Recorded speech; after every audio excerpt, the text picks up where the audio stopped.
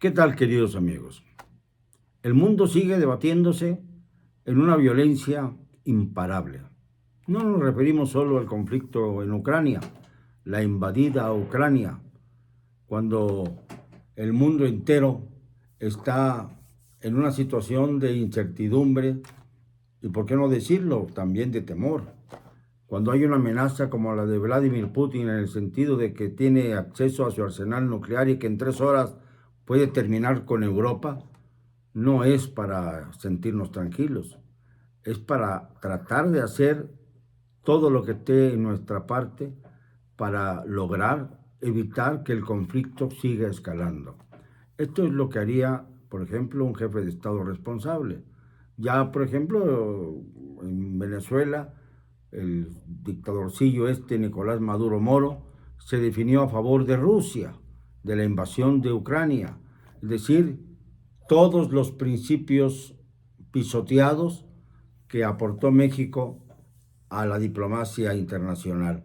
La doctrina Estrada, sobre todo, que habla de la autodeterminación de los pueblos. Es decir, el derecho de cada nación a hacer su gobierno, ejercerlo y proyectarlo. Allí no debe entrar ninguna otra nación más que la que es objeto de los cambios políticos. Pero, lamentablemente, en la realidad, la doctrina Estrada queda muy vulnerada por las ambiciones políticas que se manejan en todo el mundo. Y no es menos México. México está exactamente en el filo de la navaja, ya lo hemos dicho muchas veces. Hacia el norte sumisión y hacia el sur complacencia. Complacencia con el Foro de Sao Paulo, que no tiene sentido, que no tiene ruta, que no tiene alcance. El hecho es, queridos amigos, que México no está bien gobernado. No lo está por la sencilla razón de que tenemos una administración que, lejos de procurar los intereses colectivos, defiende los intereses de su célula partidista, de su grupo afín, me refiero al Ejecutivo Federal, y de sus cómplices, aquellos que de alguna manera han generado una de las mayores escalas de corrupción en el mundo. Y si antes México era señalado por su corrupción y su violencia, ahora México es señalado también por el engaño vil que sufrimos los mexicanos cuando se nos dijo, para conquistar el poder, que se iba a combatir la corrupción de arriba hacia abajo, que se iba a actuar de manera austera y que sobre todo se abatiría la violencia en el país. ¿Y qué ha ocurrido? Que se ha dejado el territorio en manos del narcotráfico para que hagan y deshagan lo que les dé la gana. Ahí tienen, por ejemplo, el caso del gobernador de Tamaulipas, Francisco García Cabeza de Vaca. Ya se reunió con el presidente. Hace un año era la bandera de Morena para derrotar a la Alianza Va por México, señalando que este gobernador era un narcogobernador. Y ahora se captura al líder del cártel del Golfo, el señor llamado El Contador, quien sencillamente forma parte de aquellos a los que no pudo controlar el gobernador de Tamaulipas. El cártel del Golfo siempre se confrontó con el gobernador de Tamaulipas y, lejos de ser algo que ponga en evidencia a este señor, lo que hacen es aliviarlo, porque el cártel del Golfo en Tamaulipas está confrontado con un grupo mucho más violento, que es el de los Zetas, y es a ese grupo, el de los Zetas, al que sirve el gobernador tamaulipeco. Y por eso el hecho de que se capture a un líder del cártel del Golfo no hace más que refrendar la ayuda del gobierno federal a quien antes era señalado por sus nexos con los Zetas. Esto es algo como para analizar a conciencia, dada la circunstancia política del país. Lamentablemente en nuestro país no tenemos nada que pueda servirnos de optimismo.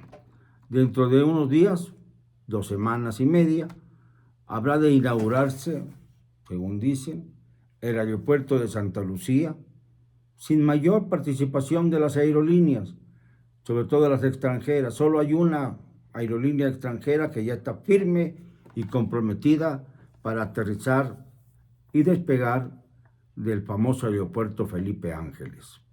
Conviasa, la aerolínea de Nicolás Maduro, la de Venezuela. Esto no nos hace bien, la verdad, el que sea la línea inaugural del pomposo aeropuerto de Santa Lucía, que no deja de ser una estación pues, más de autobuses que de aviones, sin desprecio de quienes utilizan el transporte terrestre, sino hablando con la realidad. Es muy distinto una estación de autobuses que un aeropuerto que se supone será internacional. Los estándares son totalmente diferentes, y más lo que se refiere a la seguridad aérea, que tampoco se ha solucionado, como tampoco se han solucionado los accesos al aeropuerto de Santa Lucía. Se dice que va a haber un tren transurbano que va a ir de un aeropuerto, el viejo, es decir, el que actualmente está en funcionamiento, el Benito Juárez, al Felipe Ángeles. Nadie se puso a pensar en el grupo, en el conglomerado que va a asaltar el aeropuerto Benito Juárez, unos para tomar sus vuelos que van a estar todavía allí, sobre todo los vuelos internacionales, la mayor parte de los vuelos de Aeroméxico, que es la línea que sobresale sobre las de bajo costo en nuestro país, y que lógicamente pues va a tener el mismo movimiento que el que tenía antes de toda esta parodia aeroportuaria. ¿Y qué va a pasar? Pues que van a llegar ahí también los que quieran irse a Santa Lucía a tomar vuelos de bajo costo, de Volaris, de Aviomar, de Conviasa, si quieren ir a Venezuela a darse unos baños de falsa democracia y de apoyar con ello a Nicolás Maduro, que hay algunos todavía que lo defienden en México, como el señor Fernández Noroña, que no deja de elogiarlo, ya fue varias veces a Venezuela y se siente muy a gusto allí porque lo reciben con bombo y platillo, porque es una de las puntas de lanza de Maduro en nuestro país. Y todavía sí quiere ser presidente de México, aunque sea por el Partido del Trabajo, candidato por el Partido del Trabajo, separándose de Morena, lo cual reduce mucho las posibilidades de Morena de conquistar o reconquistar el poder en 2024, o mantenerlo, mejor dicho. Yo no creo que esto pueda ocurrir porque estoy absolutamente seguro de que los mexicanos están reaccionando y reaccionando bien al llamado a favor de la revocación de mandato el 10 de abril. Están reaccionando bien. Cada vez observo un mayor interés en acudir a las urnas el 10 de abril y a lo mejor nos llevamos una sorpresa, ¿eh? Es muy posible que aquellos que hablaban de que esta nueva consulta iba a ser tan irrisoria como la de hace algunos meses respecto a llevar a proceso a los actores políticos del pasado que tuvieran vela en el entierro, ahora sí se ha despertado una verdadera oleada de interés, ya sea por los morenistas que quieren sacar a todos los morenistas a votar, pero también los opositores, los que no quieren a López Obrador y que poco a poco han entrado a la lógica de ir a votar porque se dan cuenta de que hay un viejo refrán muy sabio que dice: espacio que no ocupas, te lo ocupan. Vacío que no llenas, te lo llenan.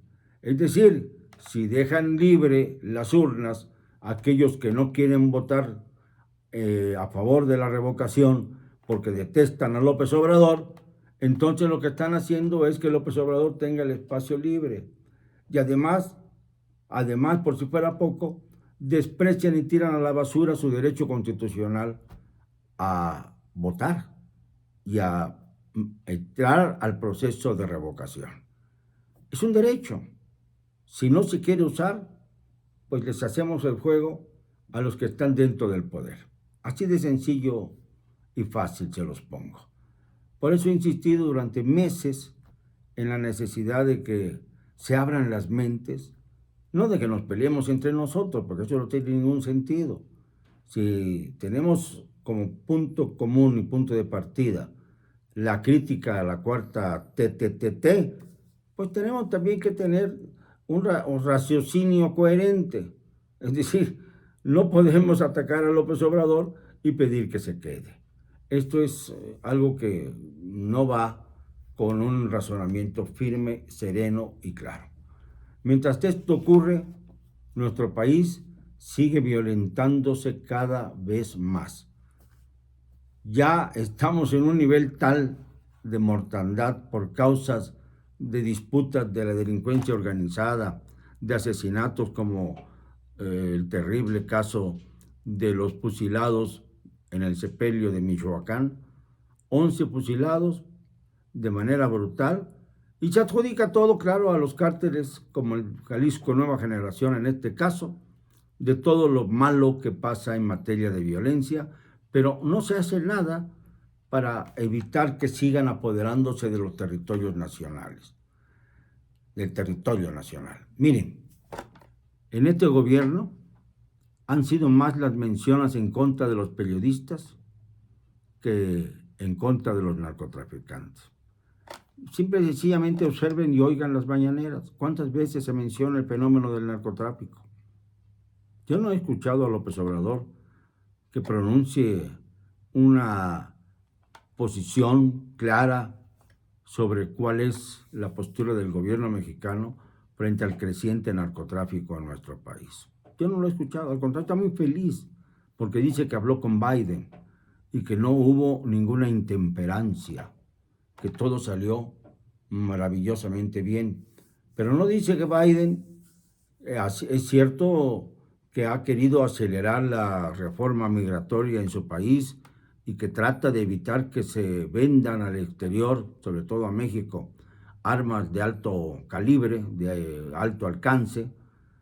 Lo cierto es que a cambio de ello, Biden se opone a la ley eléctrica, que es, digamos, una de las señoritas modelo de la 4T, y el señor López Obrador se queda en medio de la nada, sin definir sus posturas, sin definir hacia dónde vamos, contento por una llamada desde la Casa Blanca en la que dice que no hubo intemperancia alguna, pero sin resolver los problemas fundamentales del país.